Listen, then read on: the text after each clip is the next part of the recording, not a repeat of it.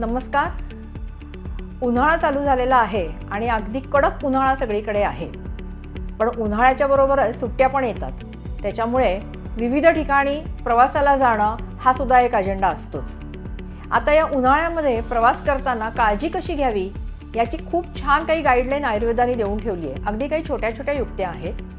मुख्य म्हणजे प्रवासाला जात असताना दुपारी 12 ते 4 या दरम्यान आपण शक्यतो पर्यटन स्थळांना भेटी देणं किंवा साईट सीइंग करणं हे टाळलेलं बरं. दुसरं, उन्हात जावंच लागतंय तर पांढरा कपडा जरूर डोक्यावरती ठेवा. तिसरं म्हणजे भरपूर पाणी प्या. विशेषतः लहान मुलांच्या बाबतीमध्ये ही काळजी आपल्याला जास्त घ्यावी लागते, कारण ती पटकन कोमेजतात. अशा वेळेला काहीतरी रंगीबेरंगी सिपर्स आणि त्याच्यामध्ये पाणी भरून त्यांच्या हातात दिलं की ते नक्की छान पाणी पित राहतात. ती काळजी घ्यावी.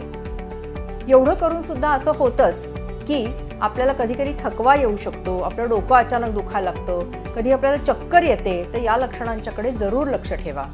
जर यातला कोणताही त्रास तुम्हाला व्हायला लागला तर याचा अर्थ आहे की तुम्हाला उन्हाळ्याचा जास्त त्रास होतोय. अशा वेळेला काय कराल? आपल्या विश्रांतीच्या ठिकाणी जा, पंखा सोडा, थंड पाण्याने हातपाय धुवा आणि शांत पडून राहा. घोटघोट पाणी किंवा सरबत यातलं काहीतरी पीत राहिलात तर तुमचं हायड्रेशन पुन्हा व्यवस्थित जागेवरती यायला मदत होते आणि पुढच्या दिवशी तुम्ही पुन्हा पर्यटनाचा आनंद अगदी नक्की घेऊ शकता.